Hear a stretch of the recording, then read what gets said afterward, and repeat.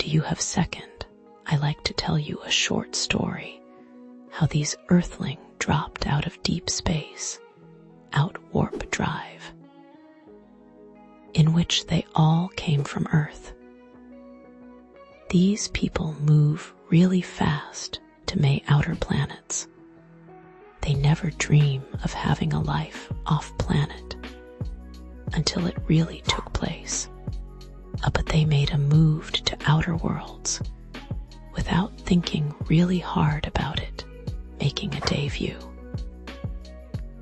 I mean, this happened in seconds, like light speed far away from Earth, faster than light speed, only to find alien spices that really want to meet these new species who live on the dead world. However, to them, it really looked like Earthling just might think they could death world threat to their lifestyle. A planet in which could hold a lot of wealth inside of its core as planet. A place that a whole lot of its animals can kill you as fast as humanly possible without thought. A place that shows no remorse to its humans. A place in which humans is know of running for days after animals for food in order to live. For humans is the hardest thing is leaving Earth and arriving someplace else. I going tell you a story how Earthling who came from Earth, not much of a old planet, a place that kill you without a thought. Much of passengers was only looking for better life, so had no choice but move off planet. Yes, they needed to move to outer planets, a place much safer than their own. Hopefully, much safer than Earth. But they have never moved to outer worlds without thinking how harder it would be, or possibly could it be more farther than any planet next to Earth in outer space. Never to think how far away Earth would be from every place in the solar system. A place much farther than any place else. Plus, you need to travel much faster at light speed in order to get there. Yes, you have traveled faster than light speed. Only to find that we are not alone in the universe, but there's aliens here too. Yes, alien species that play the same game as us, but play on different rule book. And they doesn't really want to meet humans yet. These new species like Earthlings who live on the death world.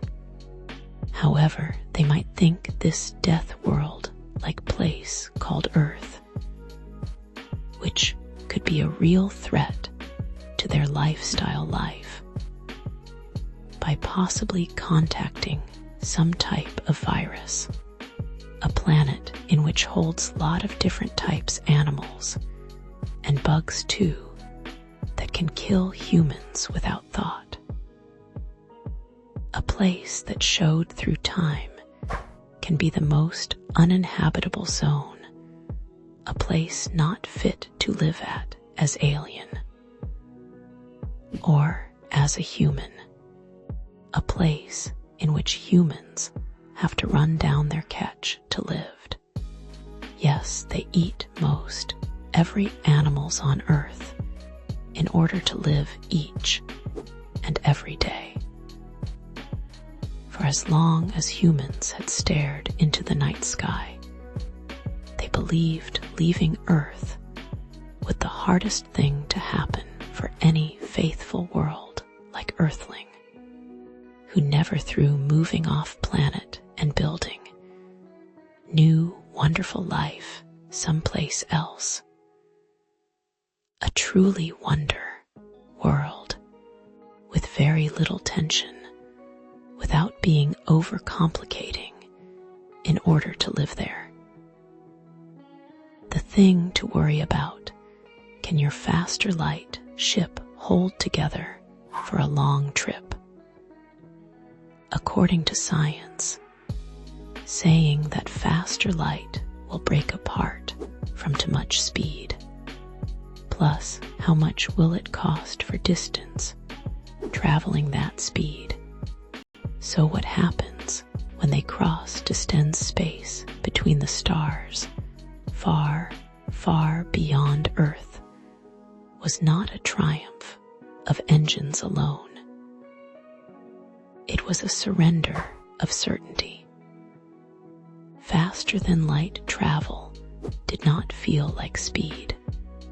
It felt like being unstitched from reality, stretched thin through darkness, where time behaved like a rumor. Many never made it. Some ships returned hollow, without a soul on board. And many ships never be seen again. No one never even get chance to tell their love how to love them again. And yet, humanity, with on like the great sailors of the past, went on. Many Earthlings left their home world without truly thinking about how strange they were, how violent their planet had shaped them to be.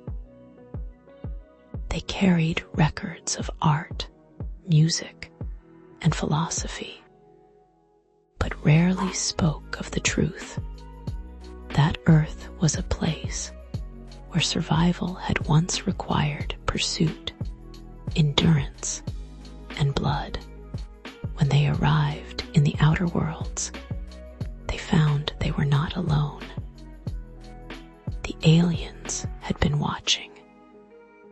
They called themselves the Earthlings, a species older than most of their sons. They lived on gentle worlds, planets, where evolution favored harmony over competition, where few creatures hunted and almost none killed for survival. To the Earthlings, life was something that unfolded slowly, cooperatively, like a song shared among many voices. They were curious about the newcomers from the dirt world as their translators rendered it. Earth.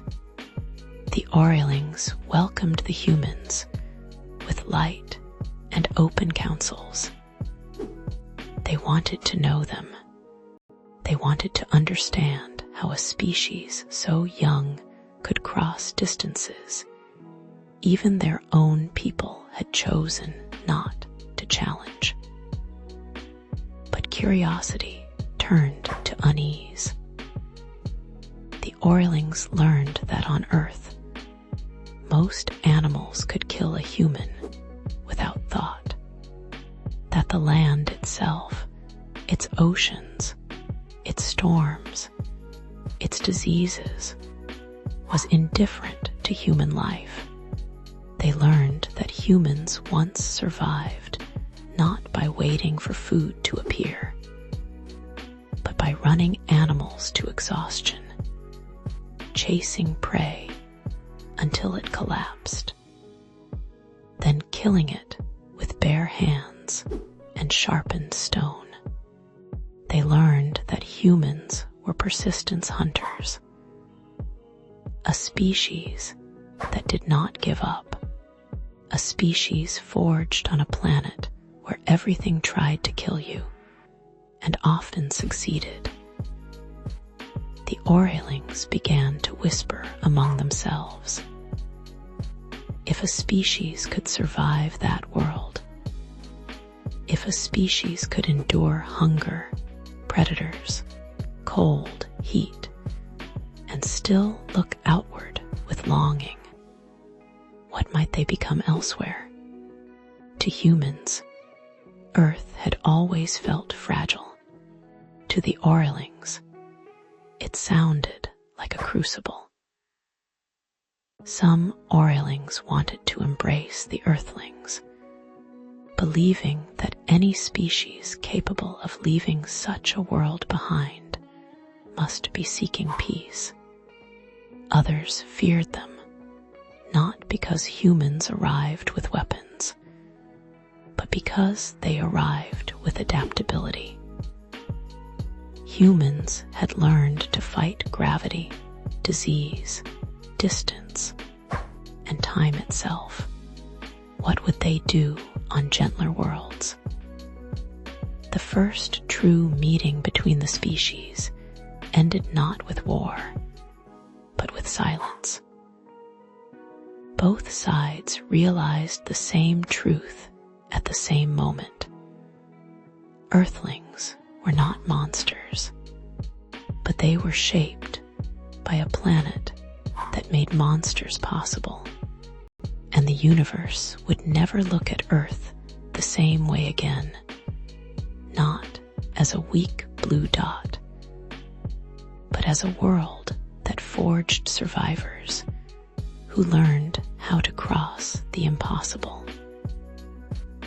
Not because it was easy, but because Earth had taught them that nothing worth living for is also worth dying for as well.